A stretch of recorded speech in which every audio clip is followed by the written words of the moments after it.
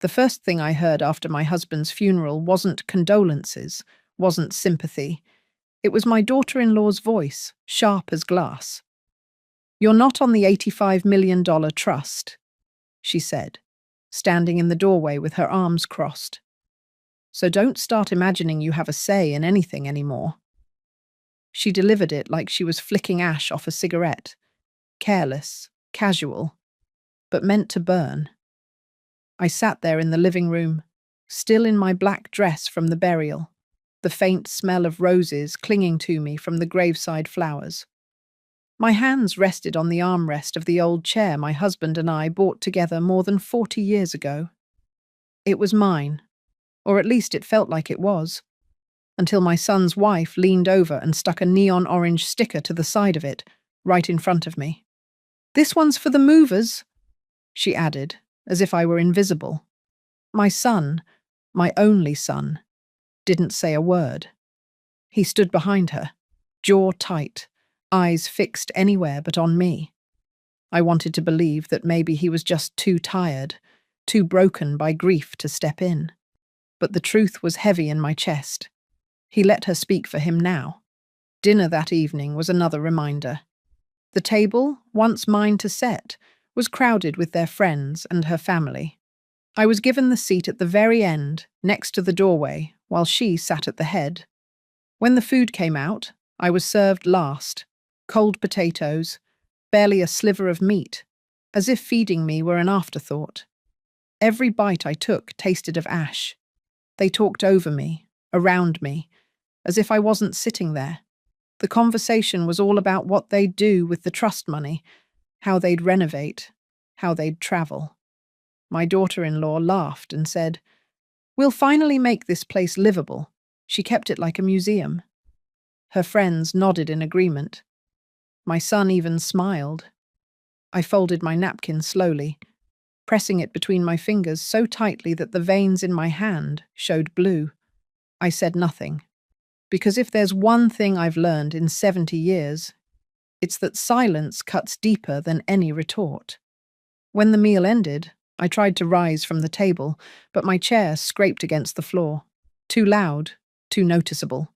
My daughter-in-law glanced back with a smirk. "Careful, don't fall. We don't want any accidents before we get you settled somewhere safe." Somewhere safe. I knew what she meant. A nursing home. A corner room where old women are put away when their usefulness is gone. But as I steadied myself, my palm brushed the inside pocket of my handbag, the one I'd kept at my side all day. Inside was an envelope, sealed years ago. The edges were worn, but the paper inside was strong. My husband's handwriting marked the corner. Trust documents. I had not opened it in years, but I knew what was in there. And as much as they wanted me to fade into silence, I had no intention of being erased. Still, I kept my face blank, my lips pressed together. They thought they had won. They thought their cruelty was power. I excused myself from the table, ignoring their chuckles as I walked down the hall. The floorboards creaked the same way they had when I first moved into that house as a young bride.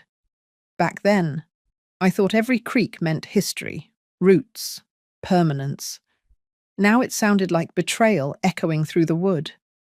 In my room, a smaller one now, shoved to the back of the house, I sat on the edge of the bed. The neon sticker was already slapped on the headboard, for donation. They thought they could erase me with paper labels. But I had paper too. Paper that mattered. And in time, they would see exactly what silence can do. The next morning, I woke to the sound of voices in the hallway. My daughter-in-law was already directing people around the house. "Put a sticker on that dresser," she said, her tone brisk and commanding. "It's going into storage until we decide what to do with it." I opened the door just enough to see. She was walking from room to room with a pack of neon labels in her hand. Orange for storage, yellow for sell, pink for donate. She wasn't sorting the house. She was gutting it, stripping it piece by piece, while the walls still smelled faintly of funeral flowers. One by one, My life's memories were reduced to tags. The wedding china? Pink? Donate. The grandfather clock my husband and I bought in our first year of marriage? Yellow? Sell. Even the quilt my grandmother stitched with her bare hands, her initials still embroidered in one corner, was marked with orange. "This one's mine," my daughter-in-law announced, as she slapped a sticker on a carved wooden jewelry box my husband had gifted me on our 15th anniversary. She said it with the same mocking tone she'd used the night before, and the words cut deeper because my son was standing beside her, saying nothing. He used to fight for me. When he was little, if someone teased me at the market for wearing old shoes, he'd puff up his chest and glare at them like a soldier defending his post. Now, he stood silent while his wife picked my life apart, piece by piece. By noon, she had reached the living room.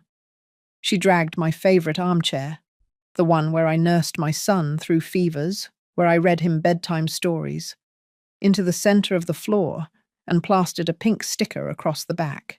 "Donate," she said. "It smells like mothballs."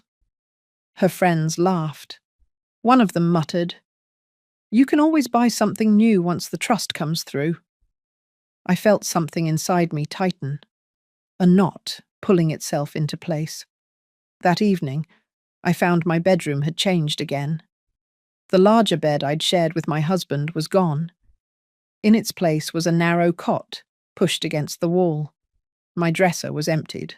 My clothes folded into cardboard boxes labelled with my name in black marker, as though I were a guest overstaying her welcome. The words on the box stared back at me. M-O-M, not even my name, just a category. When I confronted her in the hallway, she didn't even flinch.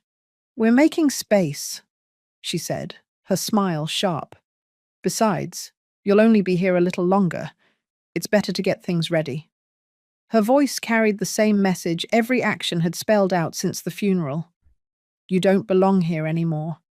That night, as I tried to sleep on the cot, I overheard them laughing in the kitchen. "She thinks she's still important," my daughter-in-law said, her voice low but clear through the thin walls. "But she has nothing. No seat at the table, no claim. Once the trust is ours, she won't even have a say about her own funeral arrangements." My son chuckled in agreement.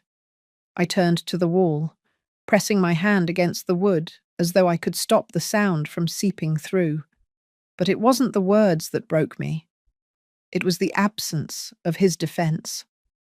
The next morning, the final insult came. My daughter-in-law opened my door without knocking, tossed a pamphlet onto the bed and said, "Look into these. Senior living communities. Some even have game nights." Then she walked out, leaving the pamphlet lying on my blanket like a death sentence. I picked it up slowly, staring at the glossy pictures of smiling old women holding bingo cards, their eyes hollow behind the forced cheer. That's what they saw for me. A corner room in a sterile building, days filled with nothing but waiting. But as I set the pamphlet down, my eyes drifted again to the envelope in my handbag. They thought their stickers, their boxes, their insults would erase me. But the paper I held, the one I had safeguarded for decades, wasn't a sticker. It wasn't a label. It was a signature. And signatures hold power they had clearly forgotten. I wasn't always this quiet. There was a time when my voice carried weight, when every decision in our household began with a conversation across the kitchen table. Back then, we didn't have millions. We had a rented apartment with leaky pipes and a second-hand couch that sagged in the middle. My husband had ideas, though. Big ones. He dreamed of building something. An empire, he called it. And while the world saw him as the ambitious one, the visionary, they never knew the truth. Without me, none of it would have existed. I still remember the night he came home, eyes bright with an idea. He wanted to buy a small piece of land. Nothing special, just a stretch of dirt on the outskirts of town where he believed a new factory could rise. The bank laughed him out of the building when he went for a loan. Too risky, they said. He came home crushed, pacing the floor, muttering that it was over.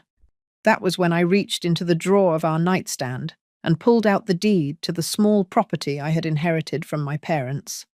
It wasn't much, but it was enough to use as collateral. "Use mine," I told him. "They'll take it. We'll risk it together." He stared at me like I'd lost my mind. "What if it fails?" "Then we start again," I said.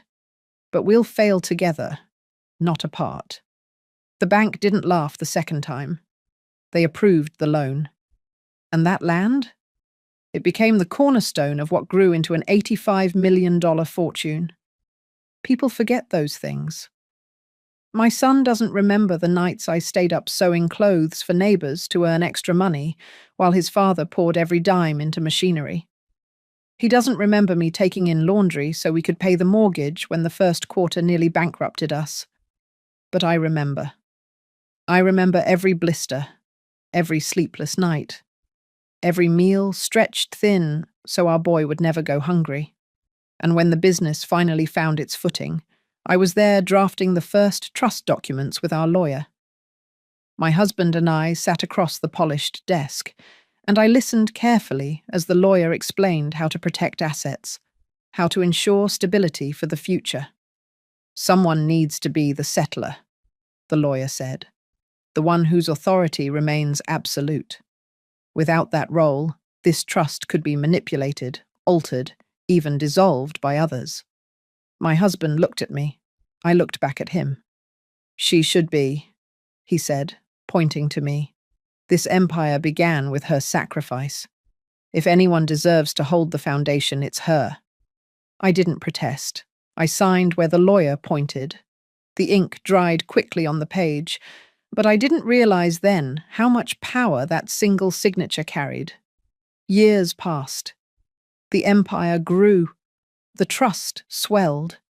And I tucked those documents away in a sealed envelope, never feeling the need to remind anyone what they contained. My husband and I had an understanding. We were a team, two halves of a whole. But teams fracture when memory fades. My son grew up surrounded by comfort, blind to the struggle that built it. He saw the finished empire, not the scaffolding of sweat and sacrifice underneath.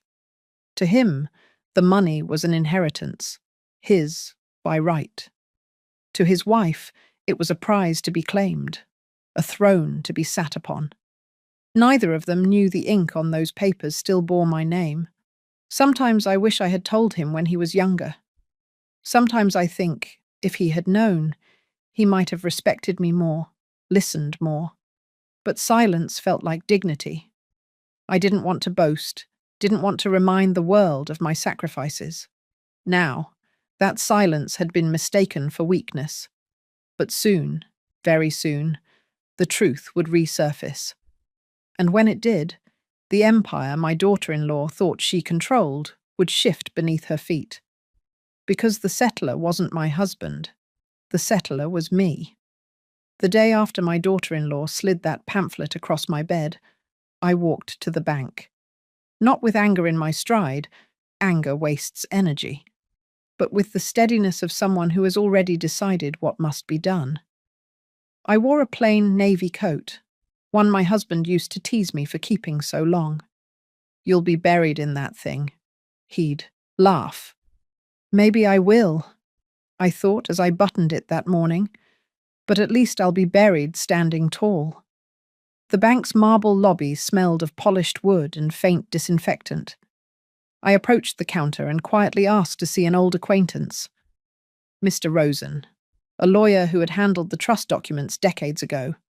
When he appeared, his face softened with recognition. "Mrs. S," he said gently, "I'm so sorry for your loss." I nodded, gripping my handbag tighter. "I need to review some documents," I said. "The original trust, the drafts, everything with my signature." His brows lifted slightly, but he didn't question me. He led me into a quiet office with dark leather chairs. From a secure cabinet, he pulled out a thick folder. its edges yellowed by time. He laid it carefully on the desk in front of me. I opened it with hands that didn't tremble, though my heart pounded. And there it was, page after page of legal language, dense and unyielding, but on the first page, my name. Not just as wife, not just as witness, as settler and grantor. Mr. Rosen adjusted his glasses. You remember signing these? Yes, I said simply. Then you know, he said, leaning back in his chair, that no decision regarding the trust can be made without your explicit approval. Your son and his wife, well, they may not be aware. They're aware of one thing, I said. They think I'm powerless. His mouth tightened, and for a moment I thought I saw anger on my behalf, but he kept his voice even. Do you want me to represent you? I reached into my bag and placed the sealed envelope on the desk. These are the duplicates I kept. I want them authenticated, and I want every insult, every humiliation they've spoken to me documented. My husband insisted on a behavioral clause, penalties for disrespect. I want those penalties enforced. He nodded slowly. You've been keeping records? Not me, I said. Them.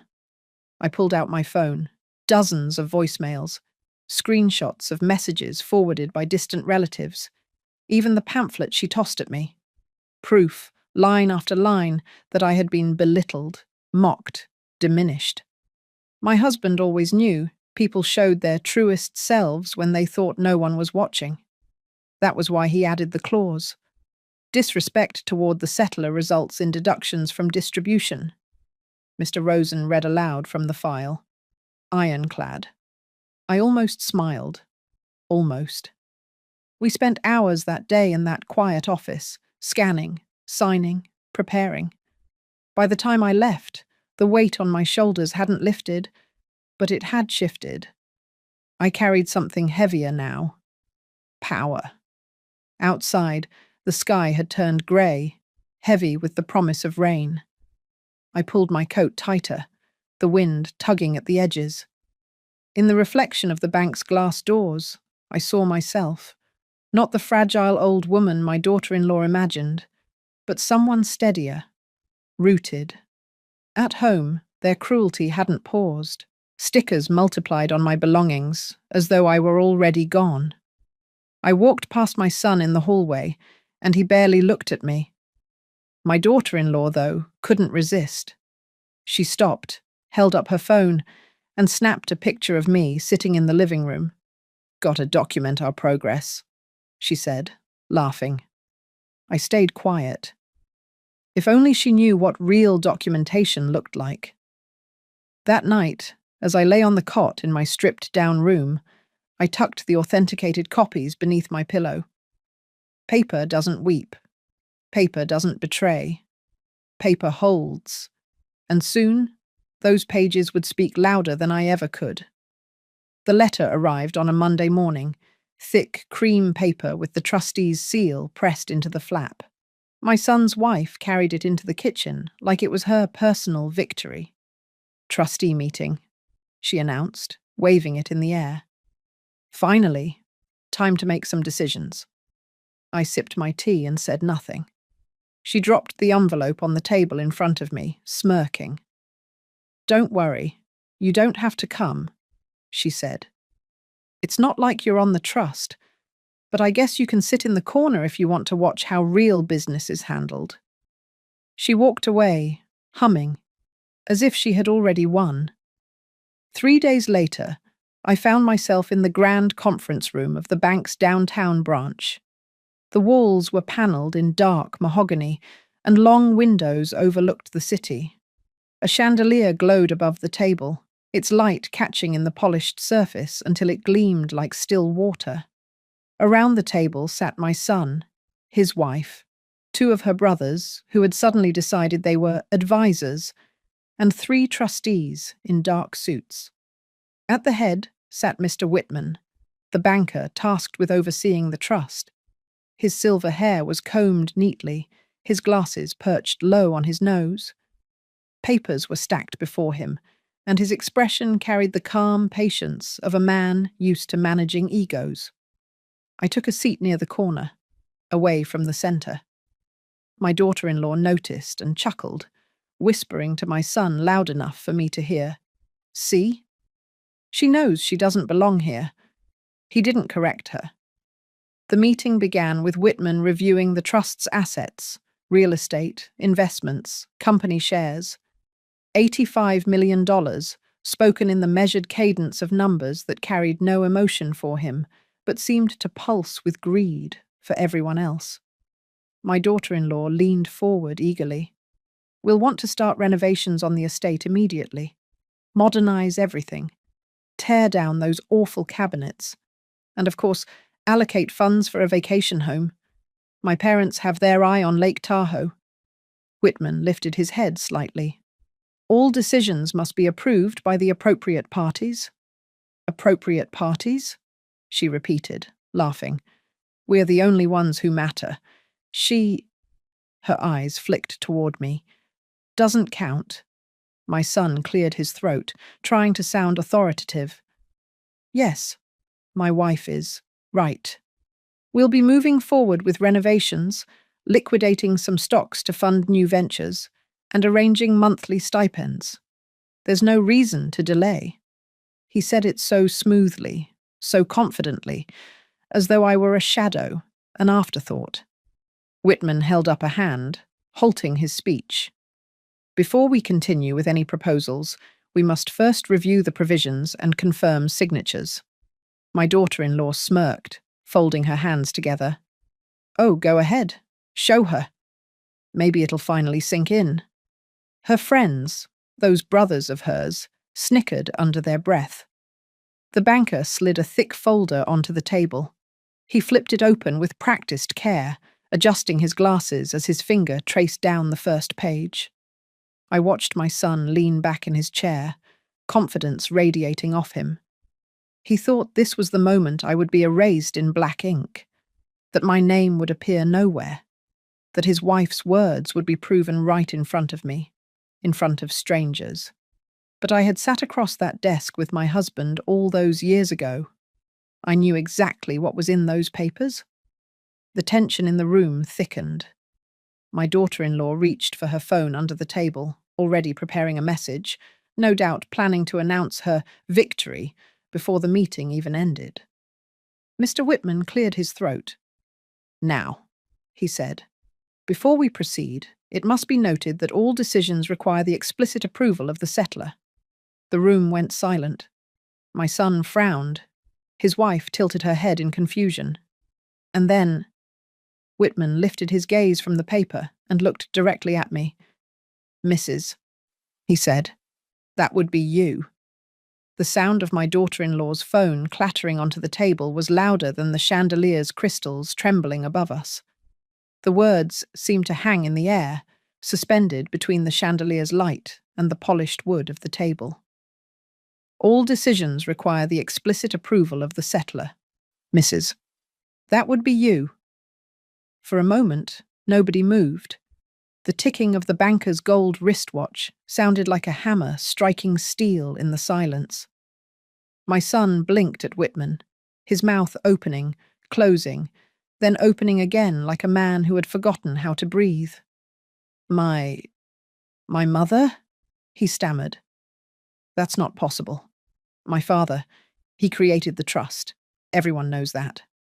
Whitman didn't flinch.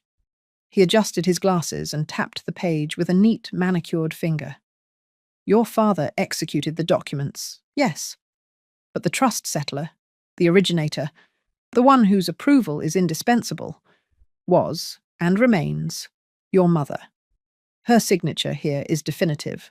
Without her consent, no actions may be taken. My daughter-in-law let out a sharp laugh, brittle and disbelieving. That's ridiculous. She didn't even work. She doesn't know how any of this functions. Her voice cracked on the last word, and I noticed her hand shaking as she reached for the folder. Show me. Show me the page. Whitman turned the folder toward her, sliding it across the table so she could see the first document. There, in neat black ink, was my full name, written with the same steadiness I had carried decades ago when I signed it. The room tilted for her. I could see it in her face, the certainty draining out of her, replaced by a dawning horror. She shoved the folder away, as though the ink itself burned her. This must be a mistake. Some clerical error. My husband's name should be there. Whitman shook his head calmly. No mistake. Your father-in-law deliberately chose this arrangement. He insisted that the foundation of the trust remain with his wife. I have the transcripts of our meetings, the original drafts, even his letters on file confirming it. My son's voice broke through, louder now, desperate. Why wouldn't he tell me? Why wouldn't she tell me? I met his eyes for the first time in weeks, because respect should not require reminders. His mouth shut instantly, words dying on his tongue. The brothers-in-law who had tagged along shifted uneasily in their chairs, suddenly less smug. One of them muttered something about technicalities, but even they couldn't meet my gaze. My daughter-in-law leaned forward, her face red. So what? You think this gives you control? You think you can stop us from moving forward with our plans? You're too old to make decisions for yourself, let alone for $85 million. This is absurd. Her words trembled, laced with panic she was trying to disguise as authority. Whitman raised his hand gently. Mrs. Ewell is the settler. That is not up for debate. Until she approves, nothing moves forward. No renovations, no stipends, no asset liquidations. Every decision must be presented to her. I folded my hands in my lap, my fingers brushing against the soft leather of my bag, where the authenticated documents rested. My silence had been my shield, but now it became my weapon. I've been quiet long enough, I said, my voice low but steady. You've mistaken silence for weakness. But the foundation of this family, this fortune, rests with me. And every insult, every humiliation you've given me will have its consequence. My son's face paled. My daughter-in-law's mouth opened, but no words came out. Whitman closed the folder with finality. The sound echoed like a gavel. We will proceed to review the behavioral clause next, he said. It will directly impact distributions. The panic that flickered across their faces then was worth every night I had endured on that narrow cot.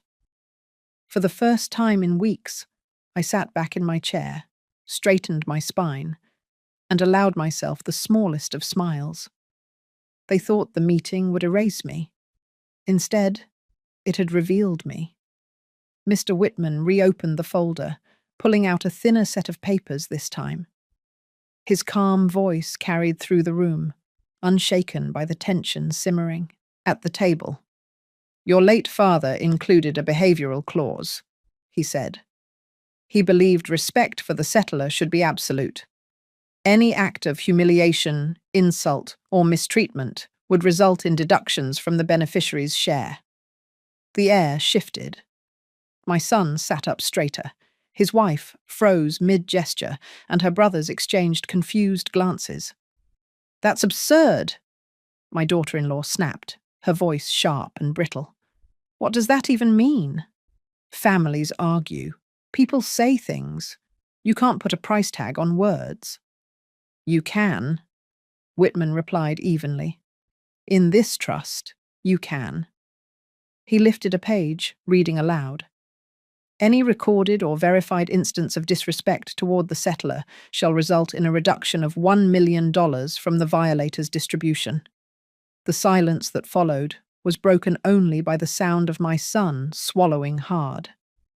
I reached into my handbag and slid a folder across the table. Inside were the authenticated records Mr. Rosen and I had prepared. Screenshots of text messages, voicemails saved to cloud storage, even a printed transcript of my daughter-in-law's cruel remarks. Whitman opened it, scanning the pages with the efficiency of a man who had done this many times before. Then he began to read. Message from daughter-in-law to a family group chat. She's dead weight. Once the trust is ours, we'll put her in a home. Gasps rippled around the table. My son shifted uncomfortably, colour rising to his face. His wife's lips pressed together so tightly they turned white. Another page. Voicemail from son. Mom doesn't need anything fancy. Just find her a small place out of the way. She'll be fine. She doesn't matter anymore. The words echoed in the conference room, his own voice condemning him. I saw him pale, his hands curling into fists on the table. Whitman turned to another page. Careful. Don't fall. We don't want any accidents before we get you settled somewhere safe. Statement made in presence of witnesses at family dinner, verified by testimony. The banker looked up. His expression remained neutral, but the silence was suffocating. 3 documented insults, that is 3 million deducted. My daughter-in-law slammed her hand on the table. This is insane. You can't take our money over a few harmless comments. She's twisting everything. Whitman raised a brow. These are your words, Mrs. Koyashi. Verifiable, recorded. This is not interpretation, it is evidence. She looked to my son, desperate for backup. He stared at the table, jaw tight, refusing to meet her eyes. I leaned forward slightly, my voice calm, but cutting. Respect isn't optional. Your greed made you careless. You thought words meant nothing. But words have weight. And now they'll cost you. Whitman closed the folder with deliberate care. As of this review, $3 million will be deducted from your combined distribution. Further, review of additional evidence may increase that amount. The colour drained from her face. My son finally looked at me, and in his eyes I saw something I hadn't seen since he was a boy. Fear. Mother, he whispered, you can't mean to go through with this. It's family. I met his gaze steadily. Family doesn't erase me. Family doesn't humiliate me. You chose your path. Now you live with it. The room remained silent, the weight of consequence settling on every shoulder but mine. For the first time since the funeral, I felt taller. Not younger, not stronger, but undeniable. They had mistaken me for fragile. They had mistaken silence for surrender. Now, every word they had thrown like a weapon came back to strike them. And this was only the beginning. The meeting adjourned with no laughter, no victory speeches from my daughter-in-law, no smug nods from her brothers. They filed out of that mahogany room as though the air had grown too heavy to breathe. I didn't move right away. I stayed seated, letting the weight of silence linger, watching my son rub the back of his neck as though searching for words that would not come. Mr. Whitman gathered his papers into a neat stack. Mrs., he said softly, you have full authority. If you'd like to make immediate amendments to residency arrangements or asset allocations, the trustees will honour them. I nodded once. My voice didn't shake when I said, they will vacate the estate within 48 hours. Their keys are to be collected. Their access to any trust cards or accounts is revoked. The pen scratched quickly across his notepad. It will be done.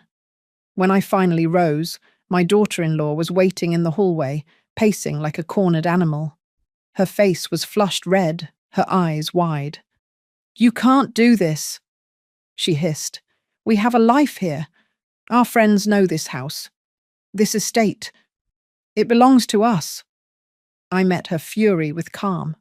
Number it belonged to your father-in-law, and then to me. You never built it, you never earned it, and you certainly never respected it. Her mouth opened, then closed.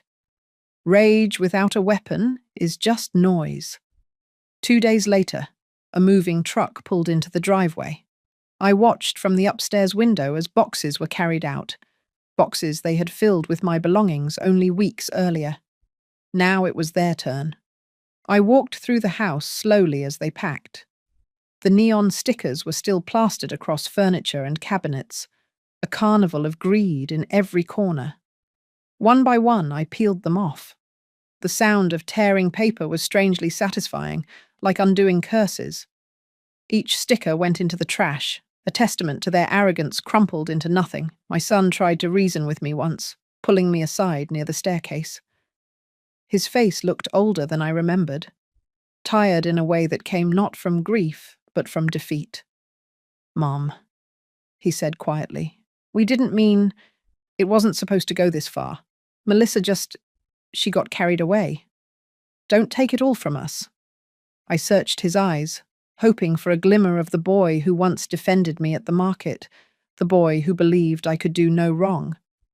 But all I saw was a man who had chosen silence when it mattered. "You took it from yourself," I said. "Every word you let her speak unchecked, every laugh you joined in. It was a withdrawal, and now your account is empty." His shoulders slumped, and for the first time, he looked small. That evening, when the trucks finally pulled away, the house was quiet. Too quiet. But it wasn't the silence of erasure anymore. It was the silence of reclamation. I walked into the garden, the one place no sticker had reached. In the far corner, the rose bush my husband had planted still clung stubbornly to life. Its leaves were dusted with neglect, petals curling at the edges. I knelt, pressing my hand into the soil, cool and familiar. With the other hand, I tipped a watering can over its roots, the water soaking deep into the earth. "You're home now," I whispered. The moonlight fell across the garden, silvering the air, and for the first time since burying my husband, I felt something that almost resembled peace. They thought they could strip me bare, leave me with nothing but a pamphlet and a cot. Instead, I had stripped them of money, of pride, of the home they thought was theirs. And I wasn't done yet. In the days that followed, I moved through the estate as though rediscovering a home I had once been a guest in. Without their laughter, without their stickers, the walls seemed to breathe again. But power without purpose becomes poison.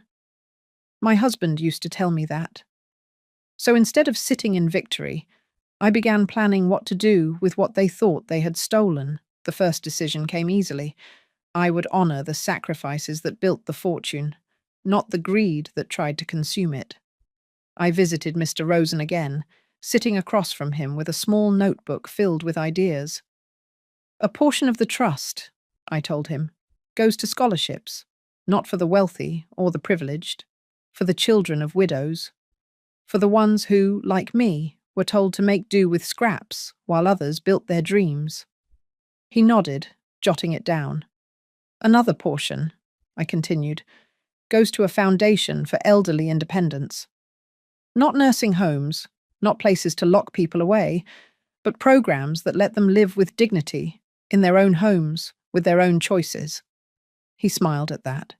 "I think your husband would have approved." I allowed myself a small smile in return. He knew me well enough to know this is exactly what I'd do. Word spread quickly, faster than I imagined. The same community that had whispered about my son's success now whispered about his downfall. People stopped me in the market, patting my arm gently, saying they hadn't known how badly I'd been treated. Some looked at me with admiration, others with caution, as if they feared I might hold a mirror to their own betrayals. I didn't need their approval. But I won't deny the warmth of being seen again. Not as a burden, not as a shadow, but as the woman who had built the foundation of everything. One afternoon, I returned to the bank for final signatures. Whitman greeted me with more respect in his eyes than he had shown even during the meeting. "You've handled this with extraordinary composure," he said. "Most would have lashed out." I placed my hand flat on the polished table. Dignity is the sharpest blade. It cuts deeper than rage ever could. When I left the bank, I passed by my son on the sidewalk. He looked worn, hollow, his suit wrinkled. He opened his mouth, perhaps to apologize, perhaps to beg. But I kept walking. Some bridges are not burned in fire. They crumble in silence. At home, I took down the last of their boxes, emptied of the things they had tried to claim. Inside one, shoved to the bottom, I found the quilt my grandmother had stitched, the one with her initials sewn in careful thread. They had marked it, "Donate." I held it in my arms, pressing my face into the fabric. The smell of cedar lingered faintly. That quilt had warmed my childhood, shielded my son's crib, comforted me through sleepless nights. And they had thought it worthless. I folded it neatly, draping it over the arm of my chair, the chair they once labelled for donation. Now it was exactly where it belonged. The estate is quiet now, not empty, never empty, but filled with the echoes of a history I refuse to let anyone rewrite. On the wall of my study hangs a frame. Inside it rests the first page of the trust documents, my signature bold and unshaken despite the decades. Above it, in smaller glass, I placed one of the neon stickers they had plastered across my furniture. Donate. I framed it not as a reminder of their cruelty, but as proof of their blindness. They thought paper could erase me. But in the end, it was paper, my signature, that erased them. Some evenings, I sit in the garden with a book, the roses blooming again under careful hands. Neighbours pass by and wave. Some whisper. I let them. I know who I am now, and I don't need their approval to exist.